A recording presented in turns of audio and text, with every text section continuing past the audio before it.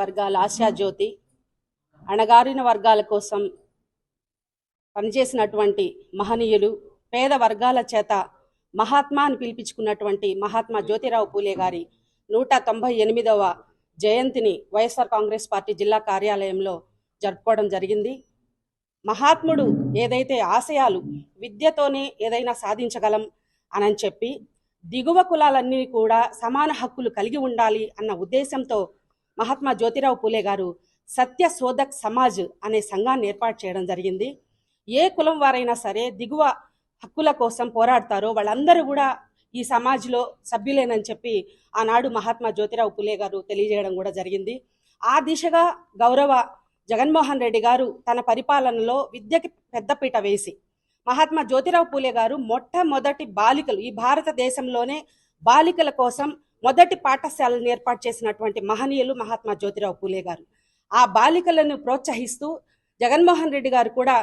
పాఠశాలలో నాడు నేడు అనే కార్యక్రమం ద్వారా బాలికలు ఎలాంటి ఇబ్బందులు పడకూడదు అని చెప్పి మంచి పాఠశాలల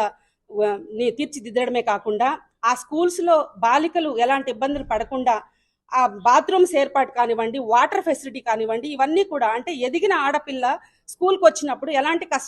కష్టం పడకూడదునని తన ఇద్దరు కూతుర్లతో సమానంగా ఈ రాష్ట్రంలో ఉన్నటువంటి ప్రతి బాలికని అంతే రక్షణగా చూసినటువంటి జగన్మోహన్ రెడ్డి గారి పరిపాలనలో విద్యకి ప్రథమ పీట వేశారు. అదేవిధంగా ఈరోజు ఏప్రిల్ మాసంలో మహాత్మా బాబు జగజ్జీవన్ రావు గారి జన్మదినం 5వ తేదీ అయితే, జ్యోతిరావు పూలే గారి జన్మదినం 11వ తేదీ అయితే, రేపు 14వ తేదీ అంబేద్కర్ గారి జయంతి ఉత్సవాలు కూడా మనం జరుపుకోబోతూ ఉన్నాం. ఈ రాష్ట్రంలో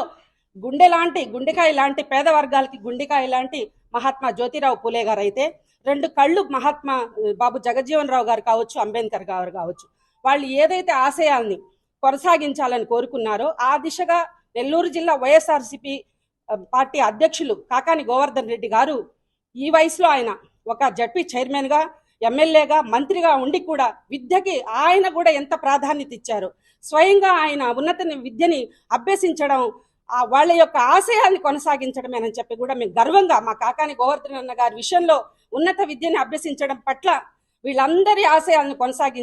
కొనసాగించారని మేము తెలియపరుస్తూ ఉన్నాం. అదేవిధంగా జగన్మోహన్ రెడ్డి గారి పరిపాలనలో అందరూ కూడా బాగున్నారని, మరొకసారి మంచి రోజులు రావాలని, వీళ్ళ యొక్క ఆశయాన్ని కొనసాగించే నాయకుడు ఎవరన్నా ఉన్నారంటే అది ఒక జగన్మోహన్ రెడ్డి గారని తెలియజేస్తూ మహాత్మా జ్యోతిరావు పూలే జయంతి ఉత్సవాన్ని వేడుకగా జరుపుకున్నందుకు వచ్చిన అందరికీ కూడా కృతజ్ఞతలు తెలియజేస్తూ